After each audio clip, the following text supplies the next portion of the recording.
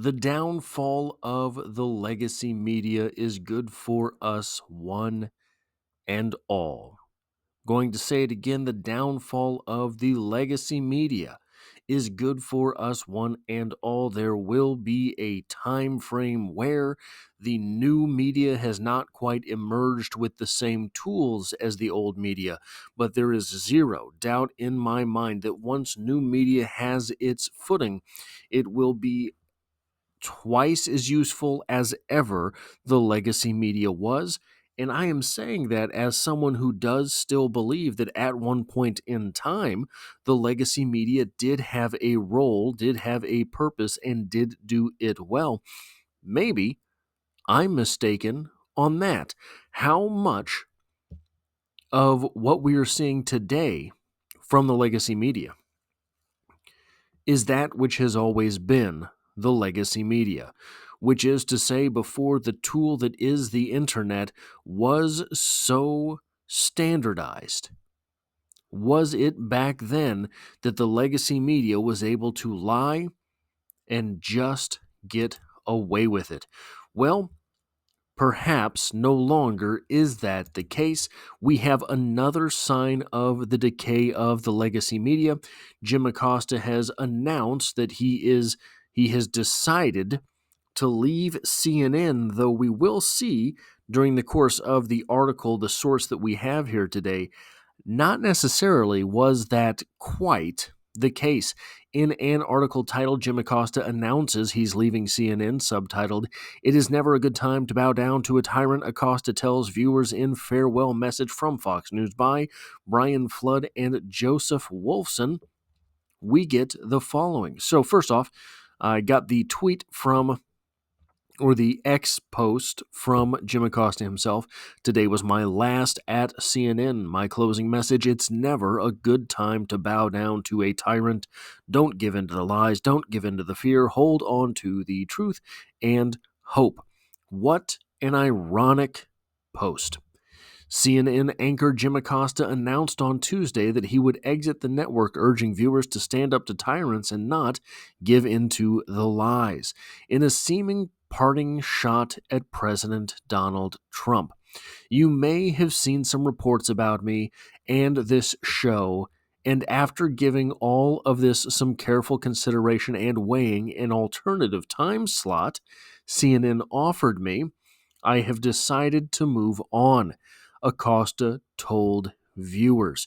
What a strange kind of statement.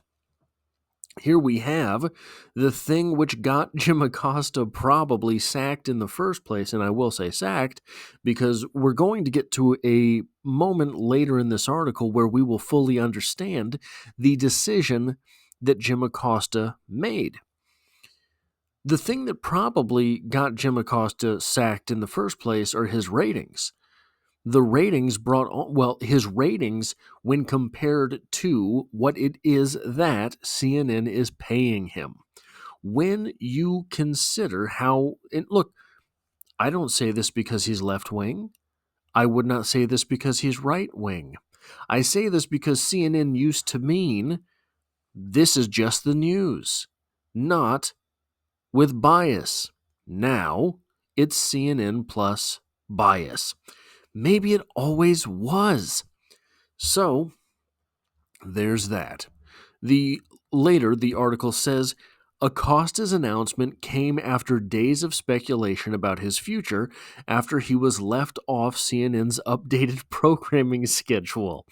Acosta's 10 a.m. Eastern Time program was replaced with The Situation Room with Wolf Blitzer and Pamela Brown in the network's latest reshuffling. Acosta said he would announce more about his future plans in coming days. The last little bit of this that I want to share here: CNN confirmed to Fox News Digital that Tuesday was Acosta's final show. Jim has had a long, distinguished, nearly 20-year career at CNN with a track record of standing up to authority for the First Amendment and for our journalistic freedoms. We want to thank him for the dedication and commitment he's brought to his reporting and wish him the very best in the future, a CNN spokesperson told Fox Digital. This is a boilerplate response. Absolutely nothing there.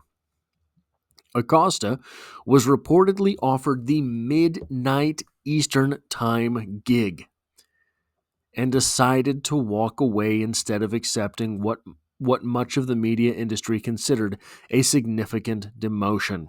One CNN insider told Fox News Digital they heard Acosta struggled with the choice, while another insider suggested CNN leaders didn't want him to stick around. Now, here's what I am willing to assert. If this is true, he was offered the midnight gig, the midnight time slot.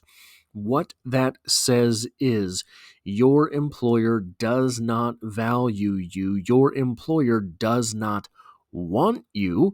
Your employer wants to fire you, but we're going to make this amicable. Look, Jimmy, all I have is this time slot for you. If you don't want it, it sure would be a shame if you walked away, but I would understand. That's what this was. That is all that this was, if that is, as reported, true. Now, here's what else this suggests. This suggests that it is true that Jim Acosta was basically fired by CNN. But the fact that Jim Acosta struggled with the choice suggests Jim Acosta does not have many other options out there. Now, I don't revel in that. I don't revel in someone losing their job. I don't revel in someone sort of being unhireable or someone that was bad at their job. I don't revel in those things. That seems to be what this is telling us. If Jim Acosta, if anyone, if any media personality was told, hey, we need you competing with Space Ghost Coast to Coast. I have no idea what's on at midnight. I don't watch TV. We need you competing with Space Ghost Coast to Coast on the Cartoon Network at midnight. That's where we need you, buddy. It's not good. That is not good. When you hear that, if you do not automatically have... So, one of the things that you will hear time and time again, and I think it was basically put best by Jordan Peterson, was if you don't have the ability to tell your boss to go screw himself, you're not in a good place. You're not negotiating, you're being told what to do. The fact that Jim Acosta was struggling with this decision when his boss told him, hey, probably quit, suggests that Jim Acosta does not have many options on the table, at least as far as I would read it. We do have some reactions on Twitter/X. Now, I made a point to get diverse opinions on this. Brooklyn Dad Defiant, a noted left-wing commentator. Good morning and happy Tuesday to everyone who agrees that Jim Acosta was one of the few watchable journalists on CNN before they let him go, and MSNBC should prioritize hiring him to replace Andrea Mitchell or Katie Tur or both. Here's the funny thing about this. Brooklyn Dad Defiant, if you have not been on Twitter/X, will sometimes post, and this just gets fed into your feed, right? You don't have to follow him. The absolute most brain dead takes and opinions from what is a stereotypically left viewpoint. If you were to take, Alex Jones and ask him what is the most ridiculous leftist take on X, Y, and Z, basically he would be spitting out Brooklyn Dad Defiant tweets. And I've never seen the two of them in the same room together, just saying. But what Brooklyn Dad Defiant here is saying is that CNN, from his viewpoint, from the viewpoint of someone who is decidedly left-wing, CNN is screwed. Now, This is something on which both Brooklyn Dad Defiant and myself can agree. Charlie Kirk, a noted right-wing commentator and activist, breaking.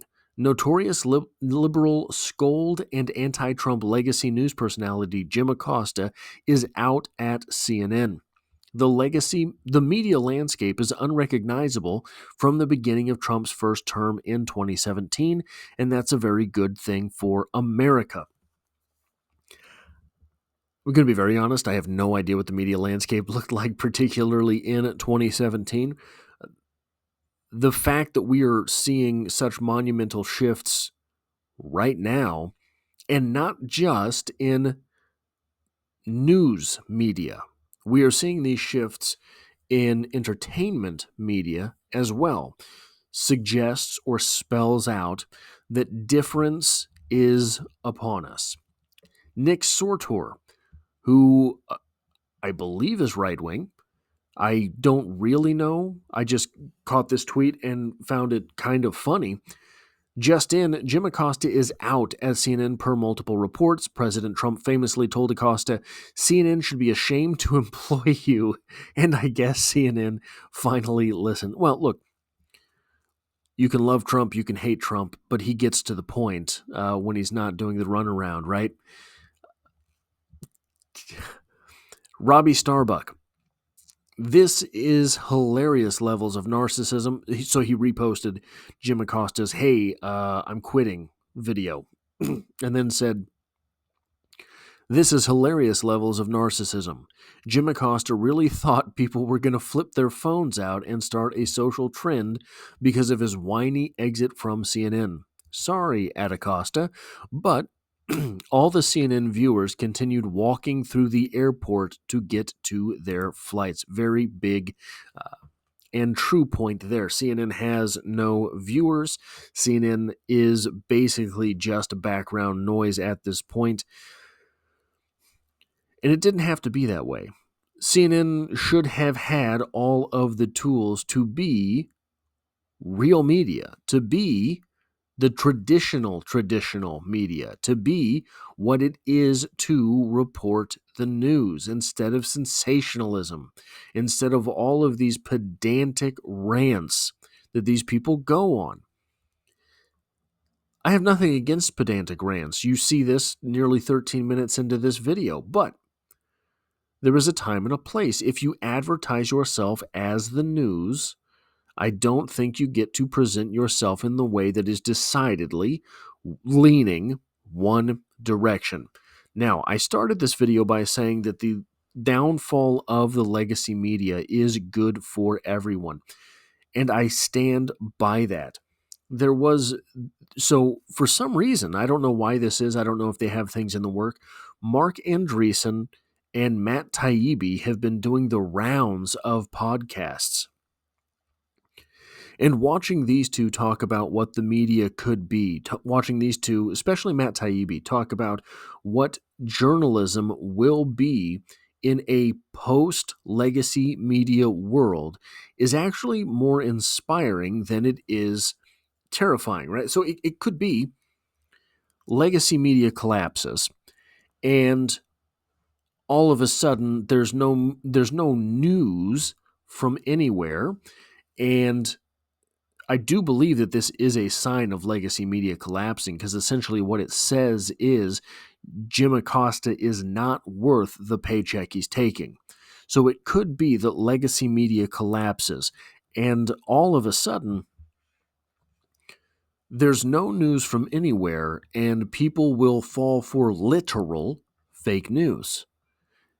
But what is starting to happen is that the social media effect is taking off, and sometimes bad news gets out there. But for anyone who lived through 9/11, this has always been the case. You remember all of the daily, seemingly, rumors that came out after that event.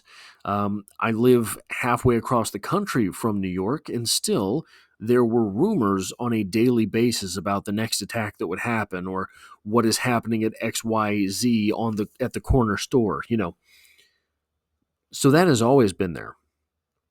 But what is happening is, for example, if you get on X/Twitter right now and look up Jim Acosta, the news is basically just people reposting the literal event. Very little even commentary about it. It was difficult for me to find 4 interesting takes on this one thing. Everybody was just kind of reposting what had already been said, what the actual event was. The one thing that Matt Taibbi seemingly is nervous about is basically beat writers. And I talked about this a couple days ago in one of the shows I did about the downfall of the legacy media. I don't think there's necessarily any reason to be worried about that. I think that all of the niche items, all of the niche storylines, all of the niche subject matters will be covered, and they will be covered out of passion. They won't be covered out of directive.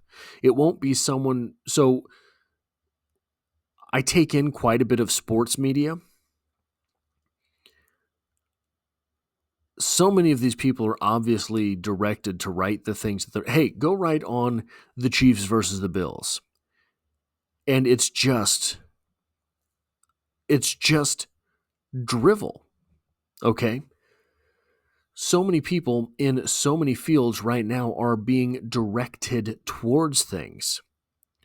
I believe that in the emergence of new media, what will happen is voices will stand alone. Voices will rise up that are actually passionate and knowledgeable about the subjects. We saw, I don't remember exactly the details. There was a woman who had gone to Ukraine, maybe? Maybe it was some other place. I can't remember, some war-torn area, and was going through the jails and was basically a rube being led on a wild goose chase until she found this man who had been locked away. Right, you remember this story, and he hadn't seen the sun in months, and he walks out and stares directly at the sky. This was just a couple months ago. That person, that reporter, whoever she was so clearly and evidently not mentally equipped to ask questions, just bought into everything. Those people disappear. Those are the ones that are gone. Those are the ones that do not have a future as commentary, do not have a future as reporters, do not have a future as journalists. I believe Jim Acosta probably falls into that bucket. I believe Don Lemon is finding himself falling into that bucket. We talked about Don Lemon on the show just a couple days ago. The speed at which this happens, the downfall of the legacy media, will in part dictate whether or not the sort of scaffolding of people, knowledgeable people, can be found by aggregators. Aggregators that are basically, so for example, the Daily Wire is an aggregator. They're collecting different personalities. CNN is an aggregator. They're collecting different personalities. The aggregators will move to individuals. For example, Tim Pool is an aggregator. He aggregates content, aggregates news, and passes it on that way. Once the legacy media collapses, and that news is not there for the aggregators like Tim Pool to collect, he will have to have sources. He will have to have those knowledgeable and passionate people about different subjects on his speed dial, right? How fast the legacy media collapses will dictate how fast aggregators will have to work in order to get those independent sources.